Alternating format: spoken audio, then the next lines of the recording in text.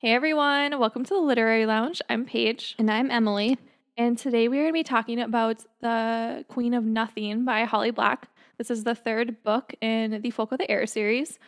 Our drink for today is the Ever Apple Sangria, and if you want the recipe to that, you can go check out our Instagram. It'll be on there. Again, like we said last week, we're going to try something new and do a question of the week every week. And our question of the week this week is, what is a show that you watched recently and recommend? I have a couple. So the first one I'd recommend, which I know that you like this show, but The Last of Us on Yeah. HBO Max. It's based off a video game, which you and David play, right? Yeah. Like, or you have played it before. Mm-hmm. I'm not like much of a gamer, and neither is my husband, but we loved that show. My only like comment on it is that I wish there was like a little bit more zombie action. It focuses like heavily on like I guess how civilization has like evolved into this new world. Yeah, like So, the storylines of the characters. Yeah, like how it's more they've about coped. like the people in it than like I just want to see like more zombie action, you know? I know, we don't have any more like good zombie shows now. Yeah. The Walking Dead's like done, but they're actually making spin-offs, so I'm excited for those. But Yeah. what's the other one? The other one, so because it's just like reality TV, I feel like that's not for everybody. Would be Real Housewives of Miami. Have you watched that? Mm-mm. It's so good. It like especially this season, one of the stars on it, Lisa Hochstein, her husband like out of the blue like leaves her for like another woman, and it's just like so dramatic and there's so much drama, but it's like it's so good. I love it. Yeah. It's like my like guilty pleasure show that I watch like whenever Nick's gone, I'll just like binge watch like Real Housewives. Nice. Mm-hmm. Yeah, I have a few. So like I like try to have like a TV show that I can like that comes out every weekday or To like look forward to. yeah. Yeah. So my number one is 1,000 Pound Sisters. Oh my God. It's literally like one of my favorite shows. Like the girls in there are so funny. So are they both 1,000 pounds, or together No. they're 1,000 pounds? Together, it's like around 1,000. They just filmed season 4, so I just finished that one. And like it's just kind of like their journey for like weight loss, and like it's like you get the tea during it. Like it's really funny, but like it's like empowering at the same time, and like I don't know, they're just really funny in the show. And then so that comes out on like Tuesdays, and then on Wednesdays it was 1,000 Pound Best Friends. Oh my God. So same thing. Yeah, except Is there's it the like same, like one of the same girls as in both of no, them? No, it's just no, like other. yeah. So it's like Okay. these 4 like friends that like I think when like adding up all their weights, so like over 1,000 pounds together. But like that one's really good too. So it's just like following their journeys and stuff, and there's a lot of drama, and I don't know why I just like them so Drama. much. Yeah, it's great. And then I don't know what day this comes out because I don't actually end up watching it on the day because I don't know what day it comes out. But How I Met Your Father, I'm only watching that. Oh. I've never seen How I Met Your Mother, but I'm only watching it because I'm obsessed with Hilary Duff. Mm-hmm. Growing up on Hilary Duff, she's like my idol. Yeah. Lizzie McGuire. Yeah, yeah. So then there was The Last of Us too that I was watching Sunday nights. Yeah. So I've never watched How I Met Your Mother, like not in full. Like I've seen like bits and pieces of some of the episodes and wasn't like super into it, but maybe I would like the remake or whatever. yeah, Yeah. yeah, it's good. I really like Hilary Duff, so Cool. she makes the show. Oh, and Josh Peck is in it too. Did you he has a podcast. Yeah, Did you I listen to watched his it. episode with her. With her? Yeah, I want to listen to it. I heard some like bits on it and it just sounded like really interesting. yeah, it was Was good. it on that episode where they talked about like how Lizzie McGuire was actually filmed only in like 1 year, but they got like multiple seasons out of it? Was that I I thought I heard that somewhere. don't remember that. They talked like a little bit about Liz McGuire, Mm-hmm. but not too much, I guess. Okay. Because I heard that somewhere, like, because it was such a big part of like Hilary Duff's life. Like, she's just known for that role, but it was actually Mhm. like a very short period in her life that they actually filmed it. Yeah. Yeah, they kind of like talk about how she's like one of the few like child actors that have actually like that hasn't gone through like that phase, Yeah. like the Like a partying, rebellion like moment. Yeah. drug phase. And like, yeah, I don't know. It's good. I really liked it. Yeah, you should Okay. watch it. Hmm. Cool. Yeah, I will. Yeah. Well, should we dive in? Let's do it.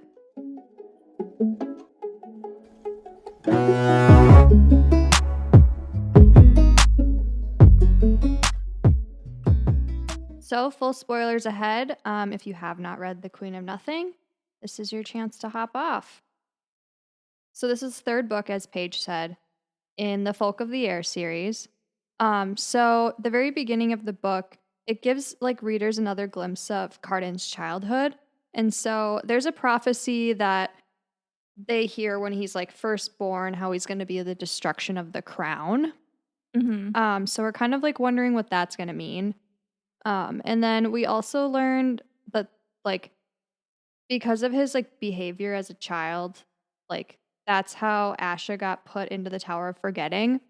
I think what happens is like um when he's like a kid, Dane challenges him to this like task of like shooting an arrow over like some man's head. Like I can't remember who it was, if it was like a servant or like somebody in the court, but he like tells him like, "Oh, shoot an arrow and like just have it like go right over his head." And Carden at the last minute is like, that's like kind of sketch. Like, he don't think he really like trusts himself to be able to like accurately do that without hitting the guy. Hmm. So then Dane actually like does it for him and hits the guy and kills him. And then he like blames Carden for it. And then like as punishment, they send Asha to the Tower of Forgetting because she's Carden's mother. That's so shitty. I know. Sad. Which we already kind of know that about Prince Dane, like how he was sketchy. They're all sketchy, but Yeah. Yeah. So Jude is now living in Maine with Vivi and Oak, because she was banished to the mortal world. Mhm. And to make a living, like she's not really adjusting to the mortal life very well. So to make a living, she's like taking odd jobs that like deal with fairies. And her like latest assignment is going to meet Grima Mog. Is that how you pronounce it? I, Grima or Grima? my head was telling me Grima. So Okay. that sounds right. Yeah. And Grima Mog's like a fairy like cannibal. Yeah. She like Um eats fairies. yeah, so that was like her assignment, was to like get her to like stop eating fairies. Yeah. So she meets her, and then in order to like convince her to like stop, she like threatens to burn her like special hat, which is like similar to Maddox in the first book, how he like dips his hat like in The the blood blood of of his, yeah, victims. the blood of his victims. And so they make it that like triggered her, and they like make a deal to duel. And if Jude wins, Grima has to stop eating fairies. And then if Grima wins, Jude will give her the hat back. And Jude, she wins, but she also finds out that Maddox is like building an army. Because like And Grima's like, did you yeah. hear what's going on? Like what Hmm. your dad's doing? Yeah. Also, I just want to comment that this like scene or moment in the book is like the first real duel we get like in any of the books. Like, how we were Yeah. talking about with like the Wicked King, how like when her and Balkan are about to duel, she just stabs him and it's done. Like this one, they actually kind of like go around each other a little bit and Yeah, like it was kind like of a like solid face fighting. off. Yeah. Yeah, solid fighting scene. Um, and we'll get into it more like the further into the book. But this book like just made a lot more sense to me than the other ones. I just felt I like it was agree a with that. little bit better structured. Hmm.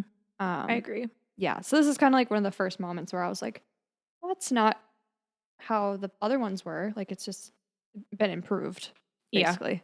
definitely.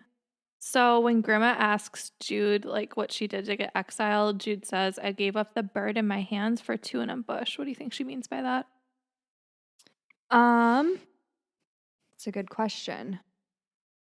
So it's kind of like saying like she's kind of saying that she had it good and then she kind of made a mistake, like took it too far and then like ruined a good thing. Yeah. Um, I think just her like hunger for power is kind of what she's like alluding to, like how she kind of tried to take over and like compel Carden to do certain things. And then she just maybe thought like, I think at this point she doesn't think that Carden has any feelings for her. And so she's like, it was too good to be true. Like I thought like the two birds in a bush is like, I'm going to get to have all this power and marry somebody I really care about. But then it ended up not being like that to her. Yeah.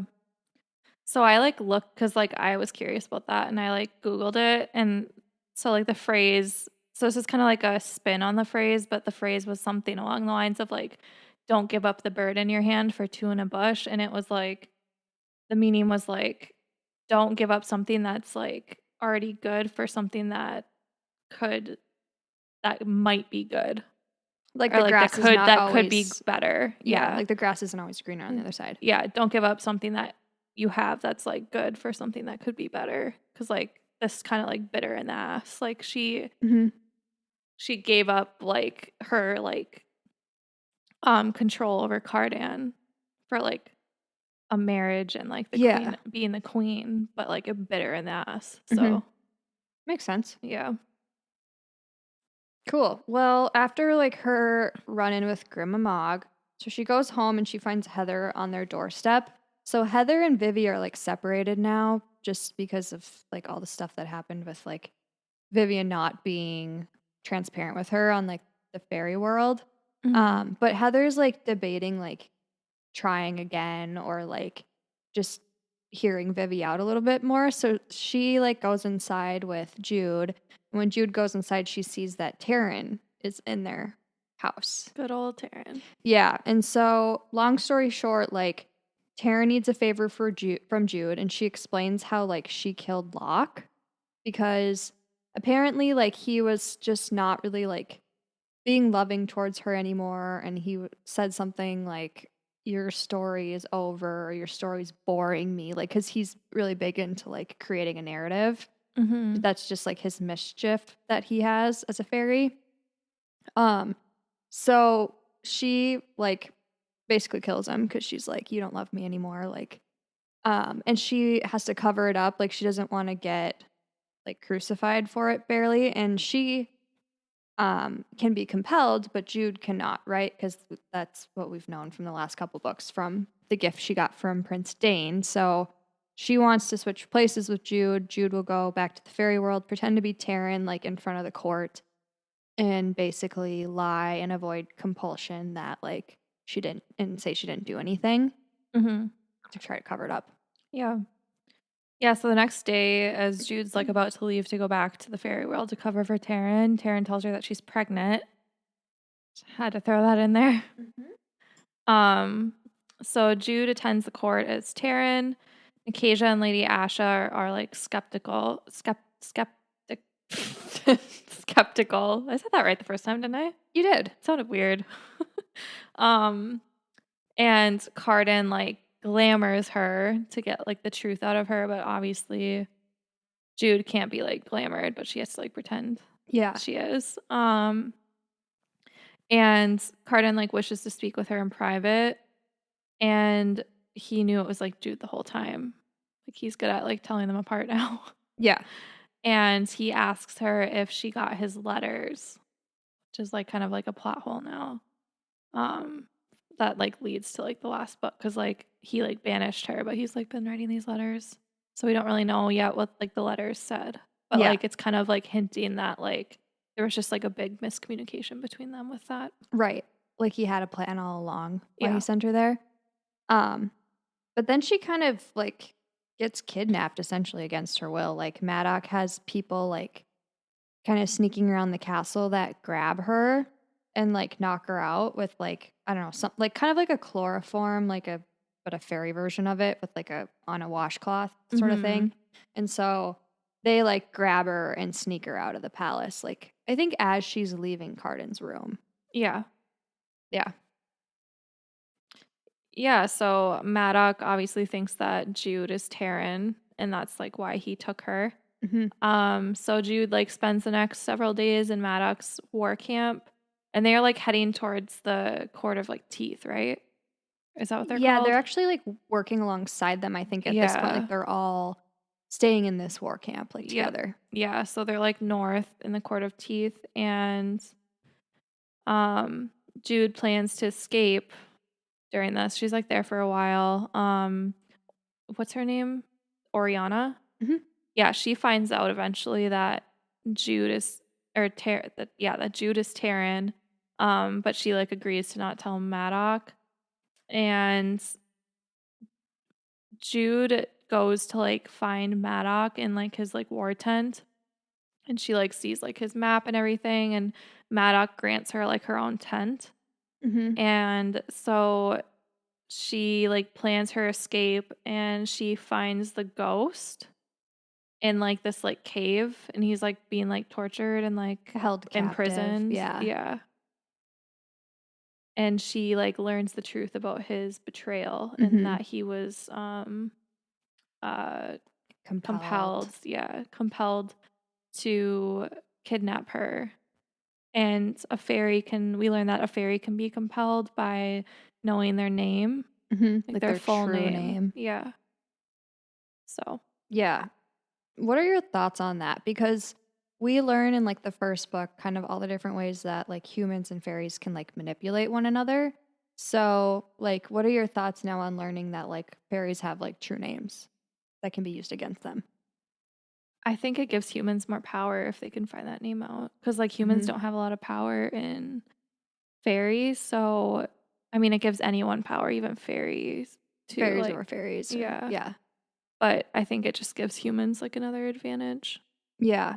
See, this like bothered me, and that's why I want to ask you about it because I just felt like it was like the author kind of snuck it in here.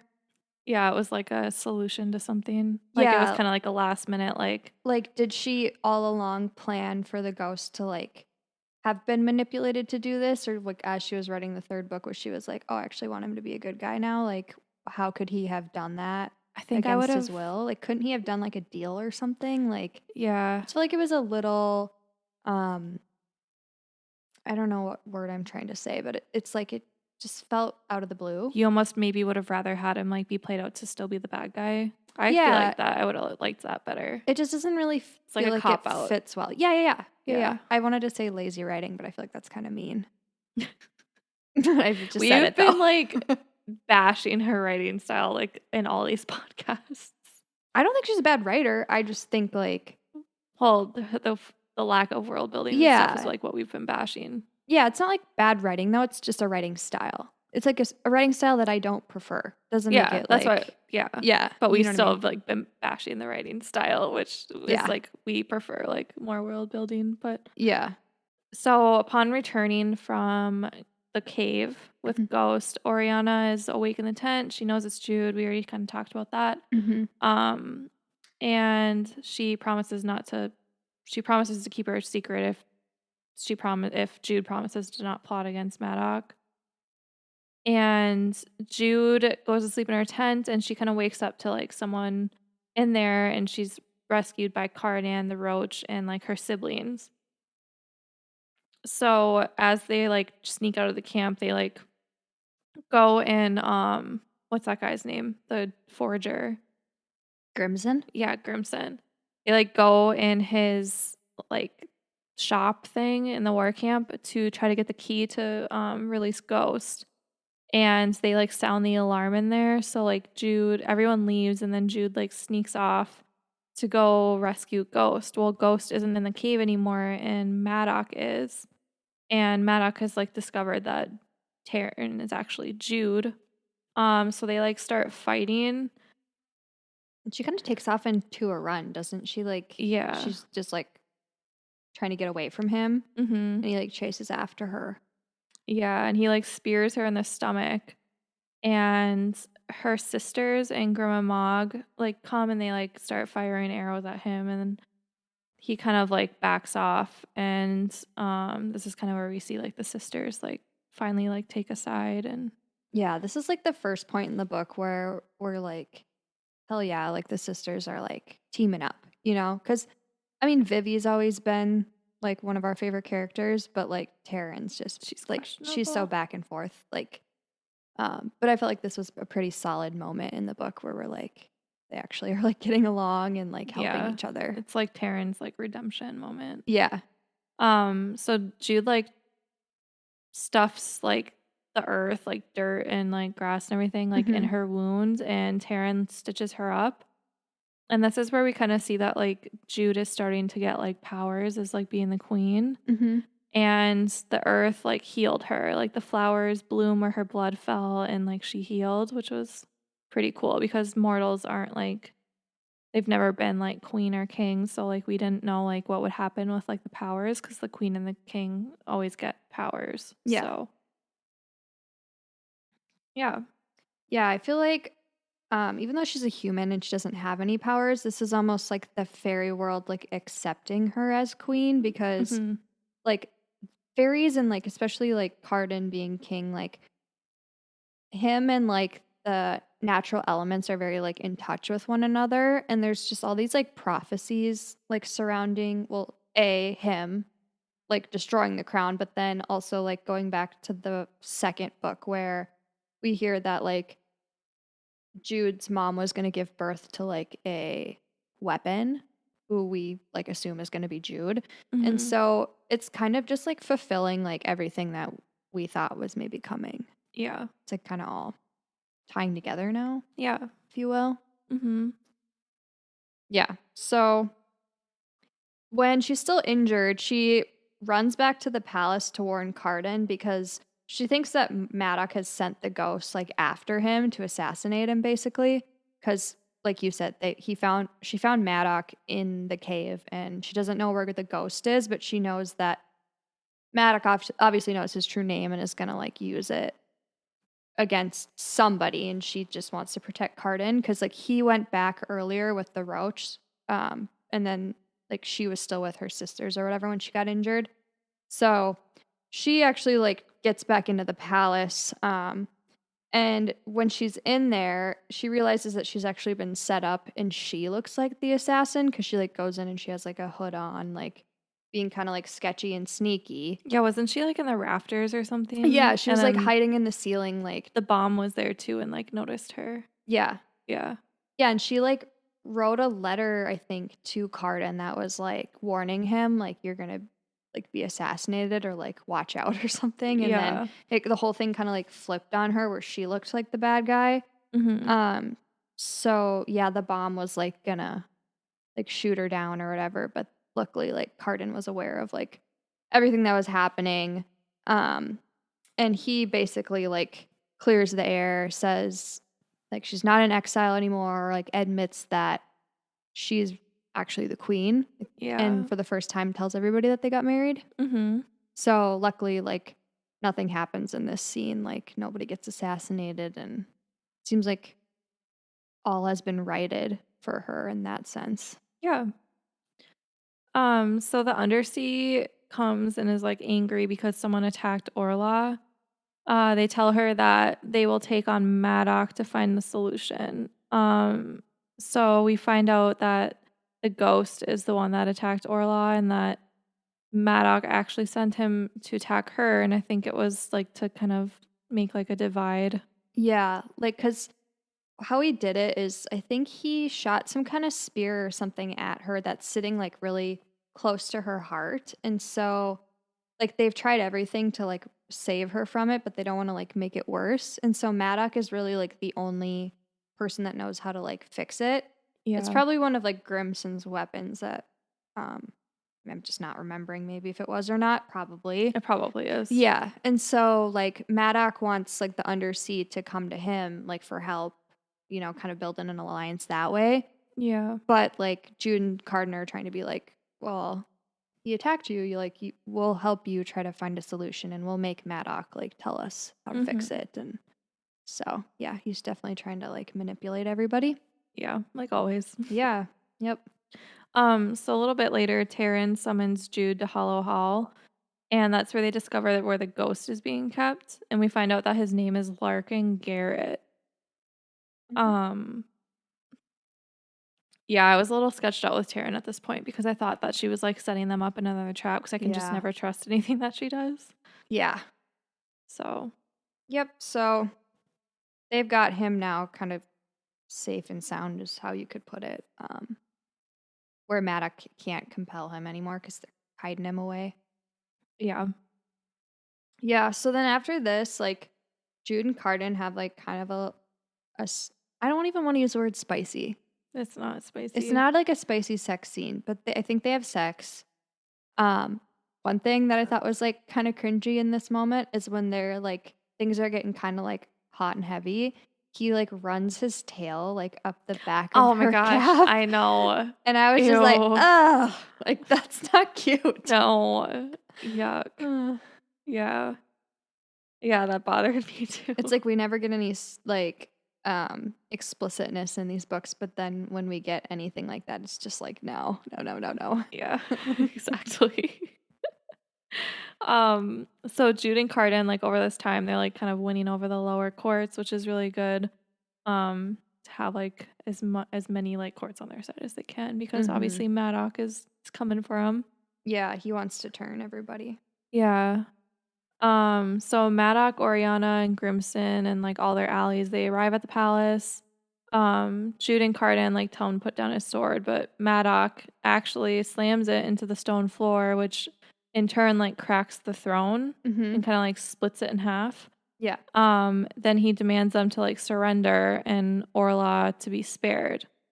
Well, Carden says he doesn't need the blood crown to rule or like the throne, and he asks his supporters to like follow him with or without it. And he takes off the crown and like cracks it in half, which fulfills the prophecy. And the crown is cursed, so it makes him like morph into like this giant snake, and then like there's chaos everywhere.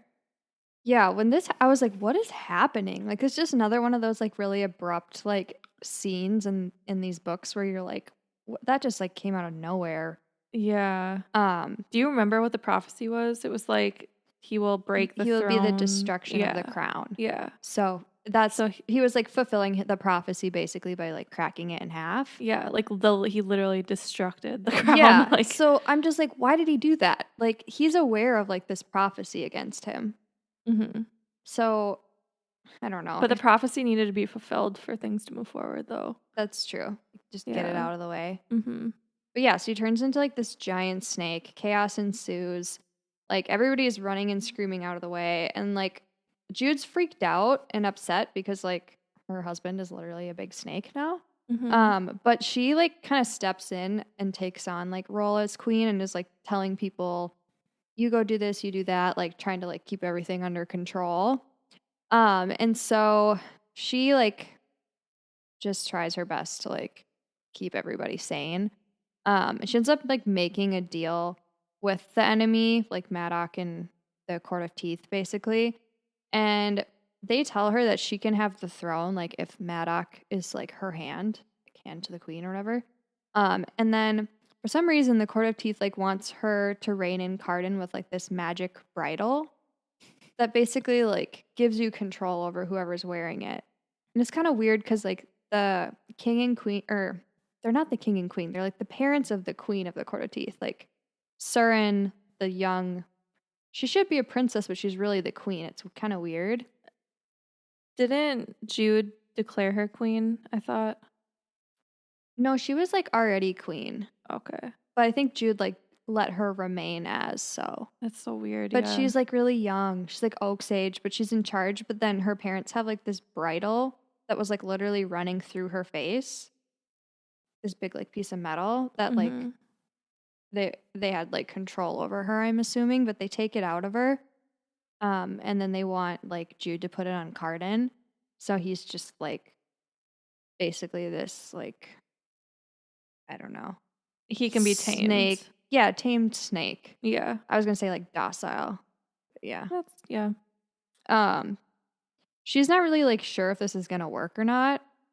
But she's also like skeptical of the whole bridal thing. Yeah, because they said that she needed to tie her hair, like 3 strands of her hair around the bridle too, to have control over him. Well, we find out that actually also is a way for them to control her. So if she puts her hair around it, then she can also be controlled. Yeah. So like they tried to trick her with that. And then I think it was like mother what is her name? Like that mother character? Like Oriana or the Court of No, it's Tea? her name is like actually like Mother something. Oh, I don't remember. Well, there's this character that says like, "Well, why would you do that? Like don't do that. That's going to control you too." So thank God, like, do you Oh, remember it? Yeah. good point. I don't remember who that was It though. was Mother something. Okay. Yeah, or something Mother or Mother something. But yeah, she was like, "Yeah, don't do that." And then, Yeah. like if she went to talk to this lady, she would have done it. Like Yeah. I feel like Jude gets so much help from everyone around her. Like she hasn't really done anything like just by herself. I know. I Like know. everyone, she just kind of like weasels her way like through everything Yeah. because everyone helps her. Mm-hmm. Yeah. Yeah. Well, Like if thank God for that. yeah, Because if she was on her own, she'd be screwed. yeah. Well, like in true Jude fashion, she tricks everybody. And she, instead of like doing the bridle, she like cuts off the head of the snake, and Cardin's actually like hiding inside of it. I don't think well, it wasn't like a costume like he's hiding inside of it, but it was like I think the snake died and then up rose Cardin like out of it, but not like Yeah. as like a costume. No, no, No. no. I don't think Uh, he was like in a big like Barney costume this whole time well, or anything. yeah, Like, just the way that you said it though, it sounded like yeah, and then I was Cardin came out. well, I was like picturing him like in the fetal position, just like hanging out in the snake. Like in the tummy or something. Yeah, Like yeah, just could have been because I don't know. funny. I was under the impression that he was like aware that he was inside the snake. Yeah, I think he was because Hmm. like he said something along the lines of like he knew like Jude like grounded him in a sense through it. Like he knew like Jude kind of. I think there was like something that he like mentioned during that, and that's why like he never attacked her. Yeah. But yeah, so she cuts off the head. Here comes Cardin. He's like stronger than ever. Hmm. Um, yeah, and Jude pretty much just like saves the day, and he or she does this like huge thing and exiles Maddock and Oriana to the fairy world to raise Oak. The human world. Or sorry, the human world. That's my bad. Yeah, so she exiles them to the human world, which is like I cannot imagine. That's a very generous thing to do, though. Like, Yeah. just let him roam free. Yeah, I would have sent him to the tower for getting. Yeah.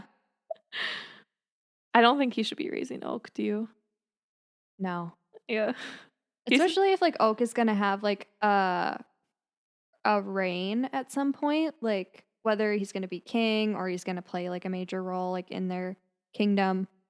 I just don't think he should have like any sort of influence from Maddock. I Because guess he's a schemer. I'm Maddock. kind of confused of why they still like want Oak to rule because I think Jude and Cardin are going to do just fine ruling.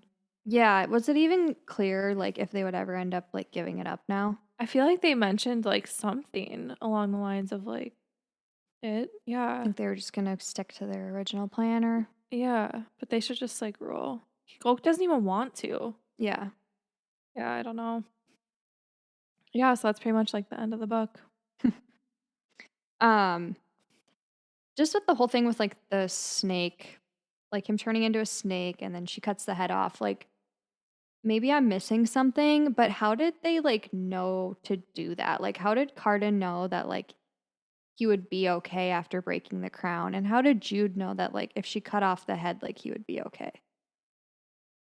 I think there was like something in the prophecy. I think there was like more to it because I kind of guessed that that would happen. Like he had to die, or someone. I think that mother lady. She said that he had to die in order to he had to die for the curse to be broken. But like you look at it and like okay, well he did die, but he turned into a snake.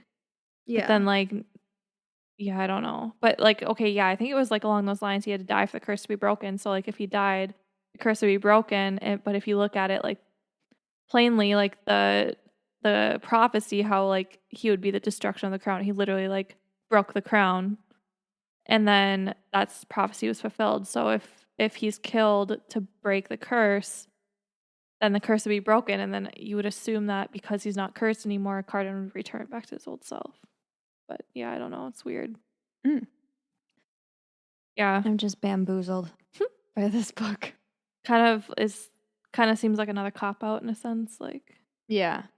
It's just like, what am I gonna have happen, and how am I gonna tie the ends together here? Yeah. I mean, I will say that this book like made a lot more sense than the two earlier ones. Yeah. Like it I think like everything kind of came to a head here where like the other two books kind of felt like they were just building towards something. Like the end of those books just didn't really feel like fulfilling to me or like that they necessarily like made sense.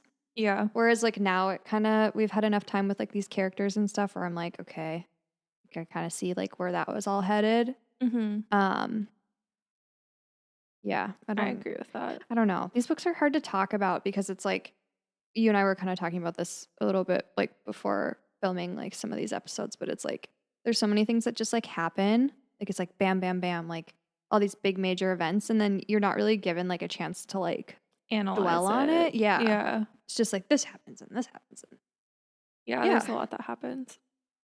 I don't know. So like let's kind of just talk about like this for book versus like the series then. So like did you like what were your thoughts on this book? Like just the Queen of Nothing. I liked it the most out of all of them. And I agree with what you said. Like, it kind of like tied everything together, made everything else make sense. Um, but yeah, I think my least favorite was the first one, then the second, and then this was like the best one, I thought. What What about did you? yeah. Would you give it on Goodreads? Queen of Nothing? 4, I think. Okay. That's what I would give it to. I like this one the best. And then just remembering back, I liked the second one the least. Yeah. Because the first one was kind of like, okay, like new fairy world, like kind of interested in like the storyline. The second one I feel like we could have probably done without. Or like or she could have like taken these 3 books and just made them like 2 books or something. Like left us on kind of a cliffhanger like with the first book and then maybe like part of the second one. I don't know. It's just like everything happened so fast that I felt like you put them all together, it kind of makes like one story. Yeah, Um definitely. so yeah, I'd give this one a 4. Okay. So, since we completed the Folk of the Air series, would you consider reading the Stolen Air duology? And that one's like about Saren and Oak. I think I would. Um just cuz I'm kind of curious now like where Yeah, this is going to go. that's exactly what I was thinking too. Um do I think we should do podcast episodes on it? No. No. Um just cuz I'm learning like as we go through this like podcast journey that we're on like there's some books that you can have great conversations on because there's so many like things with characters and storylines to talk about and like analyze.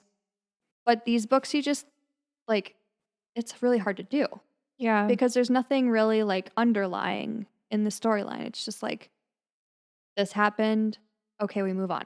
Hmm.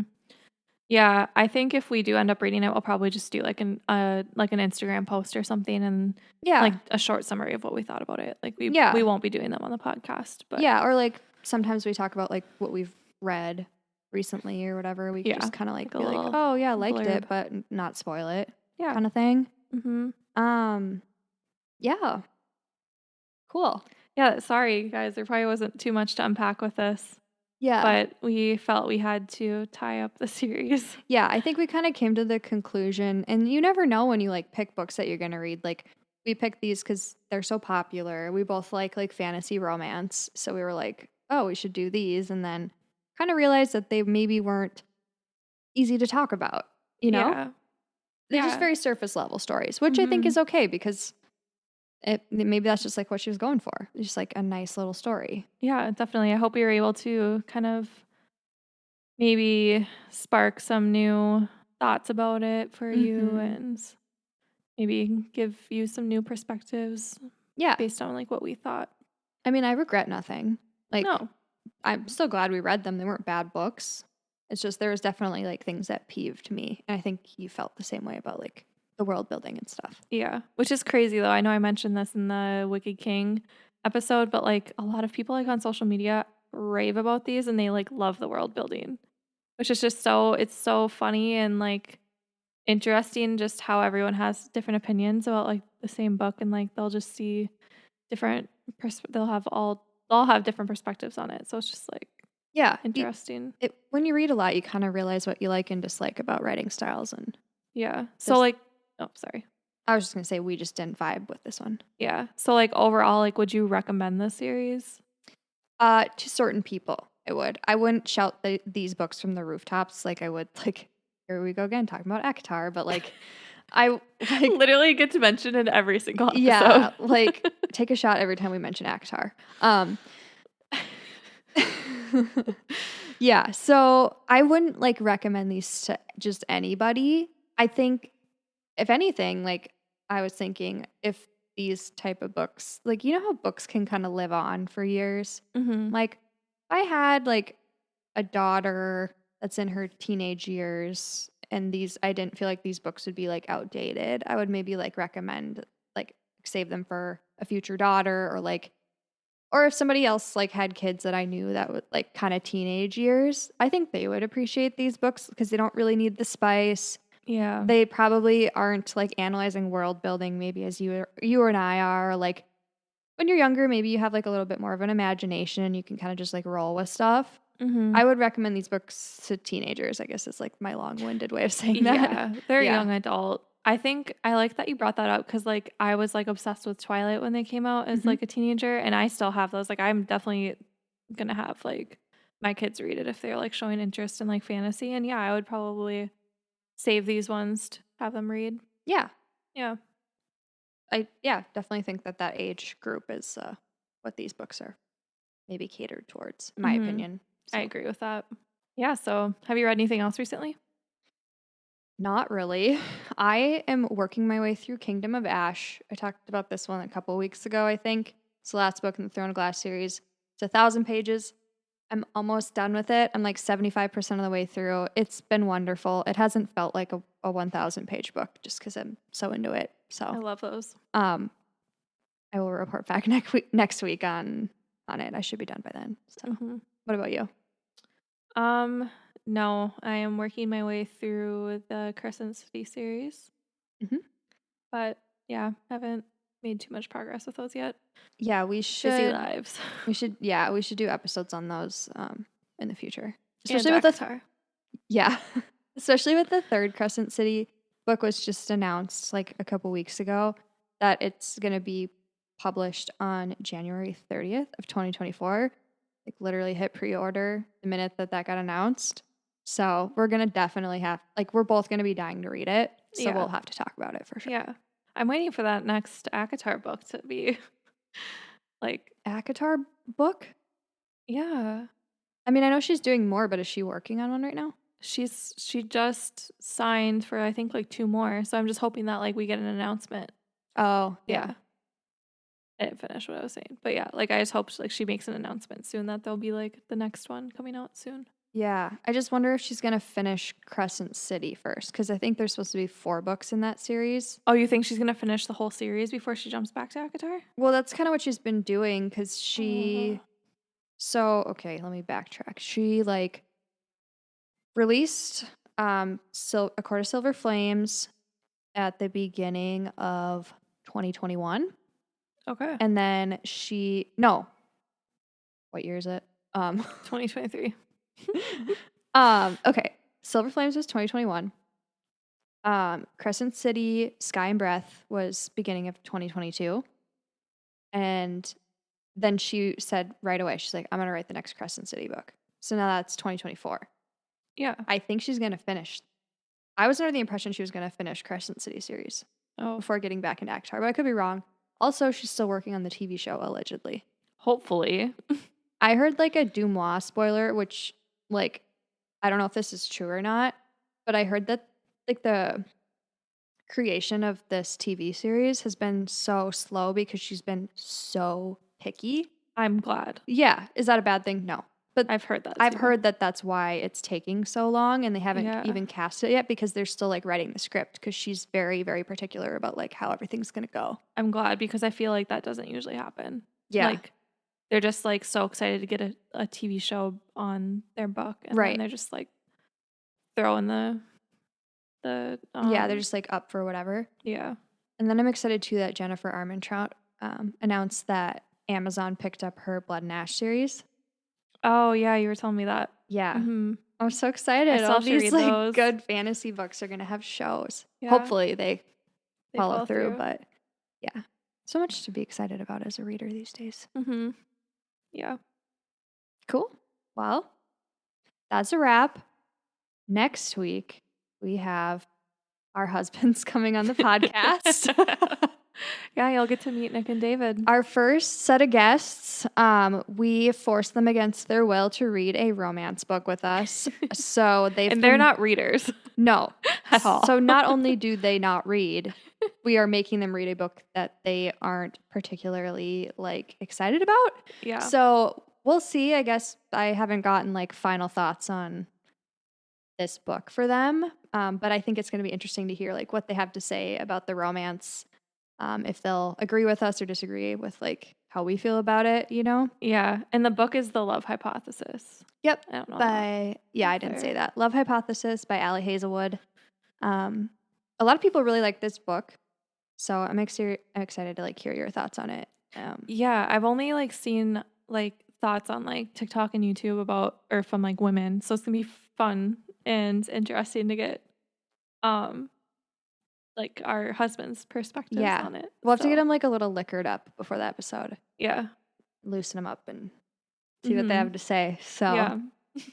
Cool. Well, thanks for joining us. If you're on YouTube watching, please like and subscribe this episode. If you have any thoughts, leave us in a comment below. We're on Instagram and TikTok as The Literary Lounge MN. We have our drink posted if you're curious about the recipe.